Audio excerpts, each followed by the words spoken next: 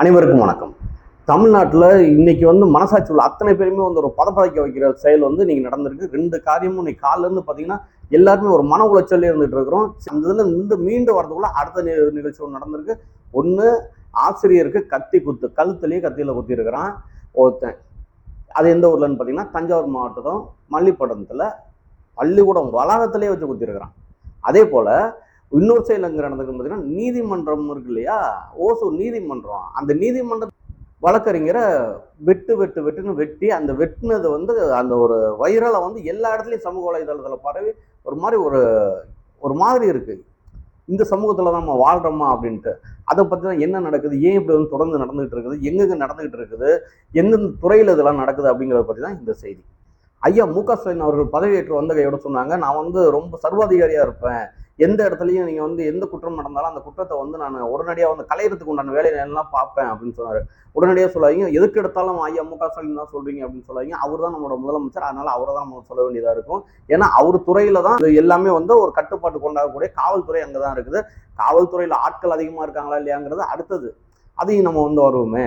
இப்போ ஒவ்வொரு செயல்களையும் நம்ம பார்க்கும்போது ரொம்ப ஒரு வருத்தம் அளிக்குது. என்னன்னு பார்த்தீங்கன்னா, இந்த ஒரு தைரியம் எப்படி வருது? இப்போ சாதாரணமாக ஒரு நார்மல் பீப்புள் அப்படிம்பாங்க இல்லையா, அது போல மனிதர்களுக்கு இது போல எண்ணங்களே வராது இல்லையா? அப்ப இவங்களுக்கு எப்படி இது போல எண்ணங்கள் வருது, எப்படி இது போல ஒரு கொடூரங்கள் வருது? இப்போ சாதாரணமா நீங்க சிந்திச்சு பாருங்க. இப்போ ஒரு பொண்ணு 26 வயசு வரைக்கும் அந்த பொண்ணை வளர்க்குறதுக்கு எவ்வளவு ஒரு கஷ்டப்பட்டு வளர்த்து அதை படிக்க வச்சு அது கொண்டாந்து வச்சு அவங்க அப்பா அம்மாவை எடுத்துக்கோங்க, அவங்க குடும்பத்தினர் எடுத்துக்கோங்க, அது இல்லாமல் சமூகத்துல அந்த பிள்ளைக்குன்னு ஒரு பேரை வச்சு அது அந்த எந்திரிச்சு அந்த சமூகத்துல ஒரு தலை நிமிர்ந்து ஒரு ஆசிரியை இருக்கிற அளவுக்கு இருந்த அந்த பொண்ணு ரமணிங்கிறவங்க அரசு பள்ளியில சேர்ந்து ஒரு 6 மாசம் தான் ஆகுது அப்படின்றாங்க. அதுக்குள்ளே ஒரு துர்மரணம் அப்படிதான் நம்ம சொல்லி ஆகணும். அது போல ஒரு மரணம் ஏற்பட்டது யாராலுமே ஏத்துக்கவே முடியல. இப்போ அந்த பையன் இருந்திருக்கிறாரு, அவர் ஒரே ஊரு, இவங்களும் அவங்களும் ஒரு ஊரு, அது நம்ம சொந்தக்கார பையங்கிறாங்க. அது எந்தங்கிறத நம்ம பின்னாடி நம்ம பேசுவோமே. ஆனா நேசிச்சாங்களாம் 2 பேரும். இவங்க வீட்டில் சம்மதிக்கலையா, ஏன்னா அந்த ஃபோட்டோ காட்டி அப்படிதான் சொல்கிறாங்க. அதை சம்மதிக்கலையா, அதனால அந்த பொண்ணு கூட மறுத்துருக்காங்களாம். மறுத்துச்சா விட்டுட்டு போயிட வேண்டியதானே.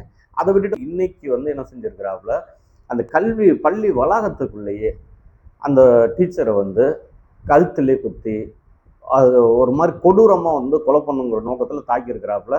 அது கீழே விழுந்து அந்த பொண்ணை மீட்ட அவங்களோட சக ஆசிரியர்கள், அந்த ஊழியர்கள் எல்லாம் சேர்த்து கொண்டு போய் மருத்துவமனையில் கொண்டு போய் சேர்க்கும்போது, பட்டுக்கோட்டைக்கு கொண்டாடும்போது பட்டுக்கோட்டையில் அவங்க சொல்லிடுறாங்க அந்த பொண்ணு இறந்துட்டாங்க அப்படின்னு சொல்லிட்டு. இறந்து அந்த பொண்ணு மட்டும் இல்லைங்க, அந்த பொண்ணுக்கு ஆசிரியர்கள் அதுக்கு பயிற்சி கொடுத்து அதை ஒரு பொண்ணாக உருவாக்கி ஒரு ஆசிரியர் உருவாக்குனாங்களே, அத்தனை பேரோட உழைப்பு இங்கே செத்து போயிருக்குது. சமூகத்தில் அது எவ்வளவோ செயல்கள் நல்ல செயல்கள்லாம் செய்ய வேண்டிய ஒரு காரியம்லாம் இருக்குது. இது ஒரு உயிருங்கிறது ஒரு விலை மதிப்பற்றதுங்க. அது ஆனால் இன்னைக்கு எப்படி இவ்வளோ ஒரு கொடூரமாக, எப்படி எந்த சமூகத்தில் நம்ம இருக்கிறோம் என்னங்கிறே நமக்கு தெரியல. சமூகம் மீது மட்டும்தான் நம்ம குற்றம் சாட்ட வேண்டியதாக இருக்கா அப்படின்னு பார்த்தா அதோட நம்ம கடந்து போயிட முடியாது. இந்த சமூகத்தை வடிவமைக்கிறதுக்குன்னு யார் இருக்காங்க அப்படின்னு பார்த்தீங்கன்னா, அதுக்காக தான் ஆளுகிறவர்கள் இருக்கிறாங்க. அது இந்த கட்சி அந்த கட்சின்னு நம்ம சொல்லாமல் இப்போ எந்த கட்சி இருக்குது அப்படின்னு பார்த்தோம்னா, இப்போ திமுகங்கும்போது திமுக தான் நம்ம சொல்லணும்.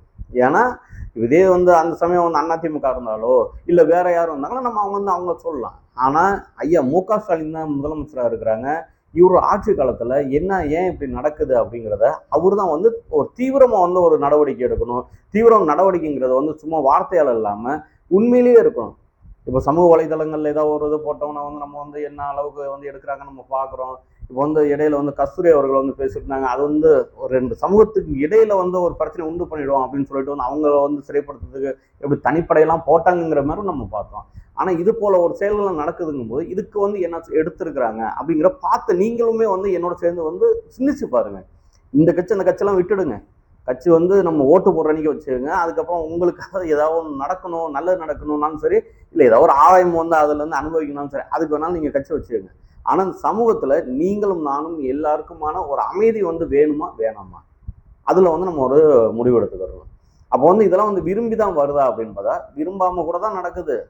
யாரும் விரும்பி மு.க. ஸ்டாலின் அவர்களோ இல்லை முதல்வர் இதெல்லாம் நடக்கணும்னு நினைக்க போறது கிடையாது. அதே போல துணை முதலமைச்சர் இதெல்லாம் நடக்க போகணும்னு நினைக்க போறது கிடையாது. ஆனா தடுக்கிறதுக்கான வேலைகள் என்ன செய்யணும் அப்படிங்கறத நம்ம பார்க்கணும். இப்போ ஆசிரியையே நம்ம குத்திட்டாங்க, இதுக்கு நம்ம என்ன செய்யறது அப்படின்னு சொல்லி பார்த்தோம்னா அவங்க சொல்றாங்களா, இல்லை நம்ம இதுக்கப்புறம் வாட்ச்மேன் நம்ம போட்டுருவோம் அப்படின்லாம் சொல்றாங்களா.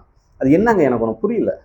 இப்போ டாக்டரை போய் வயிற்றுல குத்தி சீரியஸை கொண்டு போய் வச்சு சேர்த்ததுக்கு அப்புறம் அதுக்கப்புறம் அந்த சமயம் என்ன சொன்னீங்க, அந்த இடத்துலலாம் காவல்துறை அதிகாரிகளை போய் நம்ம நிப்பாட்டுவோம், அந்த இடத்துல வீட்டில் நம்ம போடுவோம், அங்கே வந்து சிறப்பு கவனத்தை செலுத்துவோம் அப்படின்னு சொல்றீங்க. சரி, அப்பயும் நம்ம வந்து என்ன கேட்குறோம்னு பார்த்தீங்கன்னா, அங்கே வந்து அவங்களுக்கு ஒரு பிரச்சனைனா வந்து காவலர்கள் நிப்பாட்டுவீங்க. காவலரே முன்னால் வந்து அந்த டாஸ்மாக் கடையில் போய் கைது பண்ண அதாவது நாளைக்கு வாங்கன்னு சொல்லி அழைக்க போனவங்களை வந்து அடிச்சாங்களே லத்தியை பிடிங்கிட்டு, கத்தியால் குத்துனா சரி, அண்ணனை லத்தியால் அடிக்கிறான் சரி, அடுத்து இன்னொன்று இன்னைக்கு நீதிமன்றத்தில் வந்து அங்கே அந்த ஒரு வழக்கறிஞரே வந்து வந்து வெட்டுறானுங்க, பயங்கரமாக வெட்டுறாங்க இல்லைங்க. அந்த வெற்று வந்து வீடியோ வந்து வைரல் ஆகிட்டு இருக்குதுங்க. இதை பார்க்குற சமூகம் என்னங்க நினைக்கும், நல்லவன் பார்க்கும்போது நான் போனால் ஆஹா இது போலலாம் வந்து நடக்குது என்னடான்னு சொல்லி ஒரு பாட்டம் அடைவான். அதே வந்து ஒரு தீயவன் கண்ணில் இது வந்து நிறைய பரவும்ல, அது இப்போதான் எல்லா கையிலையும் செல்லு வந்துச்சு, அவன் பார்த்தா நினைப்பான் எப்படி வெட்டினாலும் ஒன்றும் இல்லைப்பா, அதெல்லாம் ஒன்றும் பிரச்சனை இல்லைப்பா, நம்மளாம் வெளியில் வந்துடலாம்ப்பா, ஜெயில்னு ஒன்று இருந்தால் பெயில்னு ஒன்று எல்லாமே அப்பா இருக்கணும் அப்படி நினச்சிட மாட்டானா. அப்போ வந்து என்ன இதில் வந்து தடுக்கிறதுக்கு என்ன வேலை இருக்குது அப்படின்னு பார்த்தீங்கன்னா, இந்த குற்றவாளிகளுக்கு நம்ம வந்து இது செய்கிறதெல்லாம் குற்றம் தெரிஞ்சுதான் செய்கிறாங்க. மேக்ஸிமம் இப்போ நடக்கிறதெல்லாம் வந்து திட்டமிட்டு தான் வந்து மேக்ஸிமம் நடக்குது. நான் அருவாளை எடுத்துக்கிட்டு அங்கேருந்து நேராக வந்து ஒரு வழக்கறிஞரை வெட்டுறாங்கன்னா, அந்த அருவாளை எடுத்துகிட்டு வரும்போது திட்டமிட்டு தானே எடுத்துகிட்டு வந்திருப்பாங்க. அப்புறம் கத்தி எடுத்துக்கிட்டு திட்டமிட்டு தான் எடுத்துகிட்டு போயிருப்பாங்க. அங்கே பக்கத்தில் இருக்க ஏதோ ஒன்று எடுத்து அடிக்கிறாங்க அப்படின்னா எதிர்பாராமல் நடக்கிறது. ஆனால் திட்டமிட்டு தான் எடுத்துகிட்டு போய் தான் எல்லாம் செய்கிறான் அப்படின்னா இதெல்லாம் என்ன? டாக்டரை அடிச்சுட்டாங்க, குத்திட்டாங்க, அடுத்து இங்கே வந்து வழக்கறிஞரை இன்னைக்கு வந்து வெட்டிட்டாங்க, ஆசிரியரை கத்தியால குத்தி அவங்கள வந்து கொலை பண்ணிட்டாங்க, அடுத்தது போலீஸையே லத்தியால வந்து அடிக்கிறாங்க. நாடு என்னங்க செய்யுது? என்ன செஞ்சுக்கிட்டு இருக்கிறோம் நம்மலாம்? திருப்பி வந்து அதிகமாக வளராமல் இருக்கிறதுக்கு என்ன வழிவகை செய்யணும் அப்படின்னா, சட்டங்கள் இன்னும் வந்து கடுமையாக்கப்படணும். சட்டங்கள் மட்டும் கடுமையாக்கப்பட்டால் போதுமா? அதை நிறைவேற்றுறதுக்கு உண்டான ஆட்கள், நல்ல அதிகாரிகள்லாம் இருப்பாங்கள்ல, நல்ல அதிகாரிகள். நீங்கள் வந்து நிறைய ஆட்கள் போட்டாதான் யார் நல்ல அதிகாரிகள் யார் கெட்ட அதிகாரிகள்னு தெரியும். கெட்ட அதிகாரிகள்னு நான் வேலை சரியாக செய்யாதவங்கள நீங்கள் நவத்தி விட்டு அடுத்த ஆள் அந்த இடத்துல போடலாம். இங்கே வந்து ஆள் பற்றாக்குறைங்கிறது ரொம்ப அதிகமாக இருக்குது. இப்போ வந்து ஒரு காவல் நிலையத்தில் எவ்வளோ பேர் இருக்குமோ அதோட குறைவான ஆட்கள் தான் இருக்கிறாங்க. வேற என்ன செய்வாங்க அவங்களால என்ன செய்ய முடியுமோ அவ்வளோதான் செய்ய முடியும். இப்போ வந்து ஒரு இடத்துல 20 பேர் போக வேண்டிய இடத்துல வந்து 2 பேர் அனுப்பி விட்டிங்கன்னா அவங்களும் சராசரி மனிதர் தானே, காக்கை உடை போட்டிருக்கிறாங்க அவ்வளோதானே, அதான் கவசம் வச்சிருக்கிறாங்க. அதுக்கு மேற்கொண்டு அவங்களுக்கும் குடும்பம்லாம் இருக்கும்ல, அது போல ஒரு பிரச்சனைகள் இருக்குது சமூகத்தில். இன்னைக்கு வந்து போதை கலாச்சாரம் விரும்பியோ விரும்பாமலோ நிறைய இருக்குங்கிறது தான் எல்லாருக்குமே தெரியுது. மனது வந்து ஒரு குரூரமாயிடுச்சு இன்னைக்கு வந்து. அது எப்படி சொல்றதுங்கிறதே தெரியல. அந்த அளவுக்கு வந்து ஒரு மோசமான ஒரு குரூரமான அந்த ஒரு படங்கள் வந்து அந்த படங்களை எடுத்து பாக்குறாங்க, நல்ல படத்தை வந்து பாக்குறதில்ல. அப்போ சமூகமே வந்து கெட்டு போயிட்டு இருக்கு.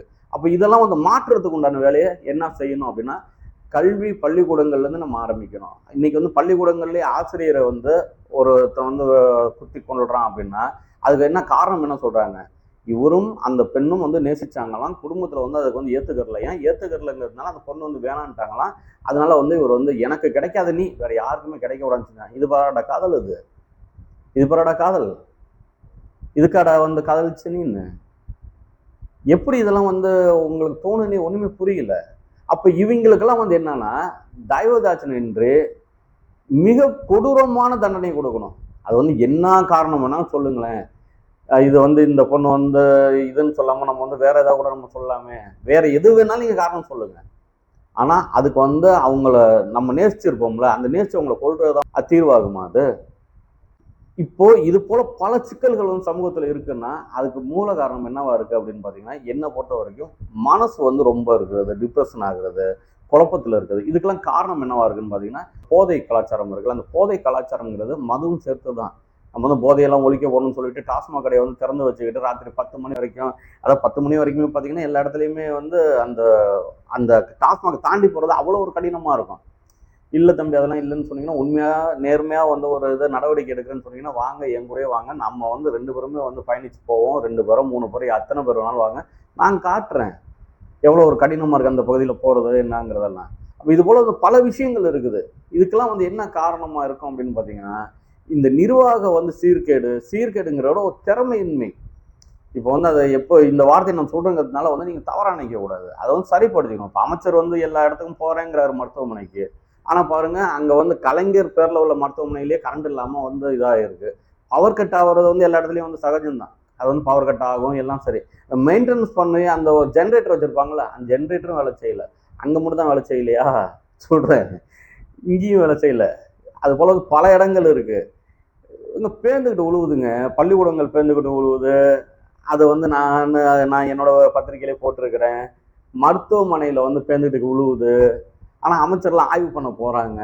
இத்தனை துறைக்கு இத்தனை அமைச்சர்கள் இருக்கிறாங்கங்க. பொறுப்பு அமைச்சர்கள்லாம் வேற போடுறாங்கங்க. தேர்தல்ல வந்து வாக்கு வாங்கணும்னு அந்த ஒரு அக்கறையை வந்து உண்மையிலேயே இதுல இருக்கிறவங்களுக்கு வந்து இருக்கா அப்படின்னா, இருந்தா அதை வந்து எவிடன்ஸஸையா நீங்க வந்து காட்டணும். அப்பதான் இருக்குன்னு அர்த்தம். அதை விட்டுட்டு தெரியாம ஒரு இது நடந்துருச்சு, இதை வந்து தடுக்கிறதுக்கு நாங்கள் நடவடிக்கை எடுக்கிறோம், இந்த காவல்துறை வந்து நம்ம வந்து முடுக்கி விடுறோம், இதெல்லாம் ஏன்னா ஆள் இல்லாம வந்து முடுக்கி விட்டு என்ன பண்றது? இவ்வளவு பல சிக்கல்கள் இருக்குல்ல. இன்னைக்கு மேற்கொண்டு பாருங்க, காலையில செய்திகள்ல சொல்றாங்க, பாமக வழக்கறிஞர் பாலு சொல்றாப்புல என்ன சொல்றாங்க அப்படின்னு பாத்தீங்கன்னா, இன்னைக்கு வந்து ஒரு சென்னை உயர்நீதிமன்றத்தில் வந்துச்சு பாருங்க வழக்கு.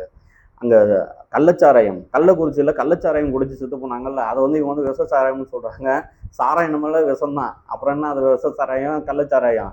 அதுல வந்து அந்த சாராயத்தை குடிச்சு இறந்து போனது தமிழக அரசு வந்து இத்தனை நாள் வந்து எடுத்து நடத்திட்டு இருந்ததுல ஏதோ தொய்வு ஏற்பட்டுருச்சு அப்படின்னு சொல்லி இவங்க அதிமுக இது போல கட்சிகள்லாம் வந்து வழக்கு போட்டதில்ல, பாமகவும் சேர்ந்து வழக்கு போட்டதில்ல. அந்த வழக்கு வந்து இன்னைக்கு வந்து அந்த நீதிமன்றம் என்ன சொல்லுது, அந்த இந்த வழக்கை வந்து சிபிஐக்கு வந்து மாற்றி விட்டுருங்க அப்படின்னு சொல்லியிருக்குது.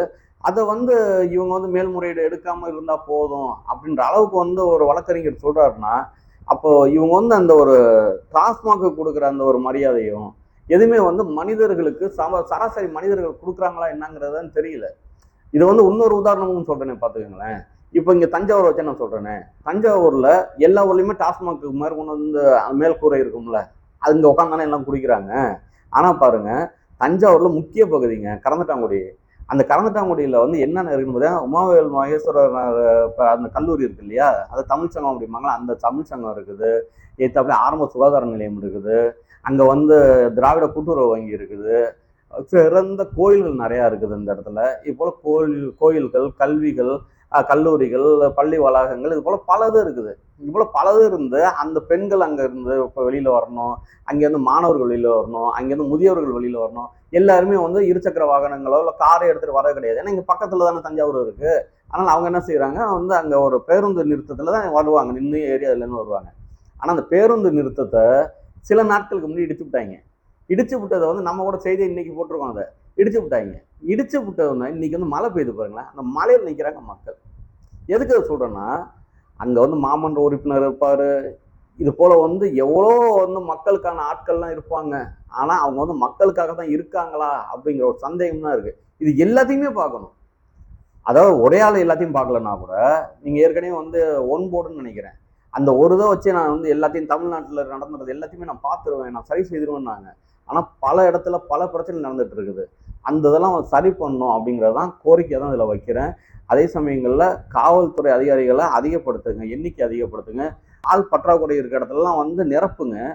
அது போல இதெல்லாம் செய்துட்டு, அதே போல வந்து இந்த போதை கலாச்சாரங்கள் அதிகமாக இருக்குது. போதைன்னொன்று வந்து வெளியில் உள்ளதுதான் போதை, நம்ம டாஸ்மாக்லாம் போதை இல்லை அப்படிங்கிறதெல்லாம் நினச்சிடாதீங்க. அதையும் வந்து சரி பண்ணுங்க. எல்லா துறையும் வந்து சரி பண்ணி கொண்டு வாங்க. சமூகம் வந்து எங்கேயோ போயிட்டு இருக்கிறத வந்து சரியா போயிட்டு இருக்கா என்னங்கிறது தெரியாம ஏதோ ஒரு வெகு தூரத்துல வந்து நம்மளோட அமைதியெல்லாம் போயிடுச்சு அப்படிங்கிறது தெரியுது. ஏன்னா போலீஸை வந்து நம்ம இன்னைக்கு மருத்துவமனையில வந்து நிப்பாட்டிருக்கோம் அப்படின்னு நம்ம சொல்லிட்டோம். போலீஸ்காரவங்க எல்லாம் இருக்கிறாங்க, அங்கெல்லாம் யாரை வந்து நம்ம நிப்பாட்டுன்றது தெரியல. பள்ளிக்கூடத்துல வந்து இன்னைக்கு வந்து குத்தி கொலை பண்ணிட்டு போறாங்க, அதுக்கு என்ன செய்யறதுன்னு தெரியல. நீதிமன்றத்துல வந்து இது போல பண்றாங்க, அதுக்கு என்ன பண்றதுன்னு தெரியல. அப்போ வந்து ஒரு பயம் விட்டு போச்சு, ஒரு துளிர் விட்டு போச்சுன்னு அர்த்தம். உண்மையிலேயே நீங்க வந்து அன்பான சர்வாதிகாரியா மாறினா மட்டும்தான் இதெல்லாம் சரி வரும். அப்படி இல்லையா, இது வந்து மிகப்பெரிய ஒரு பின்னடைவுக்கு நம்ம நாட்டை கொண்டு போயிடும், நம்ம சமூகத்தை கொண்டு போயிடும்.